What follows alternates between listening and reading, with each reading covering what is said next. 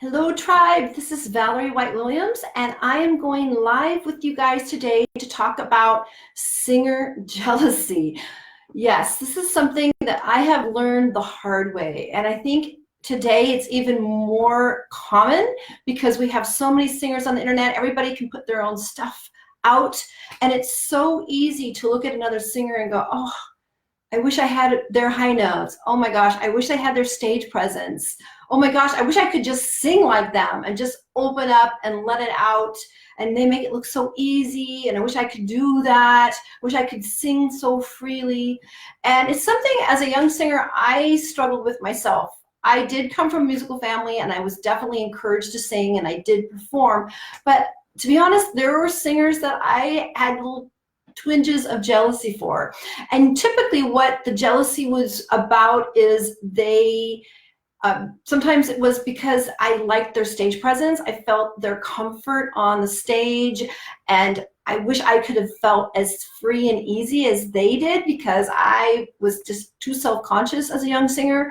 Sometimes it was because they had vibrato. When I was just in college, some of the singers were more developed than I was. I had a good voice and a good ear, but I didn't have that vibrato, which is kind of like the badge of singerness, that you could really perform well. And then sometimes it was because people were getting more work. And this is something that's really common even with professional singers.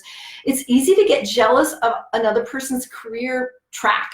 Like they get the parts, or they get more work, or they're having a CD out, or they're ahead of the game. And so I learned earlier on that there really isn't a game. And to sing and be a singer, you really have to focus on yourself. Because when you start focusing on other people, then you're losing the game. In fact, one of the singers I know says it's like taking poison. It's like when you compare yourselves to other people, you lose almost every time because you can always find things that you admire in other singers that you don't have. Now, sometimes the situation, there's two things going on here. Well, I'll say three things. Okay, so first of all, singing and having a musical career is not a race and it's not a contest. So everybody's going to go at a different pace and do different things. So it's impossible to compare yourself to someone's career or what they're doing because we're all doing it in our own way. The other thing about singing is that it is a discipline where we're learning skills. So part of being jealous of somebody like vibrato, when I didn't really have control of my vibrato, I had to learn how to do that. And the way I learned it is I need to keep working on it in lessons because singing is a physical discipline that is involving coordination. And the coordination isn't necessarily intuitive or something that you can necessarily teach yourself because it's all about what you're doing with your face and your body, and sometimes you're not aware of it. So I had to keep working with my teachers and keep performing so I could develop that vibrato and that control of vibrato. And then sometimes it's just a matter that other singers have a different voice than you and a different vocal quality than you. And so you could admire them or want to be like them, but it's never going to really work for you to sound like them. And that's another hard issue about being a singer, is that we are working with our anatomy and our biology. And so you can really want to sound like Ozzy Osbourne or really want to sound like Whitney Houston, but you may not have the bone structure to really pull it off the way they do. And you can train and train and train and train and train and train. It doesn't mean you're going to get there because they have that physical structure, and that is what brings out their voice. So you can only train the technique, but you can't train your voice into something that's not going to be. It's like if you're 5'8", you're not going to play in pro league football. It's not going to happen. So that's another example. So when you get those jealous feelings, you need to take a look and go, okay, what am I jealous of?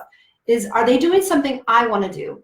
And that might just be your kick in the butt to actually go do something instead of just being nervous about wishing you could sing and wishing you could get up on stage. Take action. Take action and get some lessons, sign up for a course, do something so you can build the skills that you want to go. Sometimes you look at somebody and go, wow, I love them, but it's not for me. And then the worst thing to do is look at someone else in a different career or a different place in the career and compare yourself to them, because to be honest, even some of the most successful singers that I've known and talked to, they can still do that. There's always somebody that's doing more. There's always somebody who's making more money and is performing more or has put out more albums. So that's kind of toxic.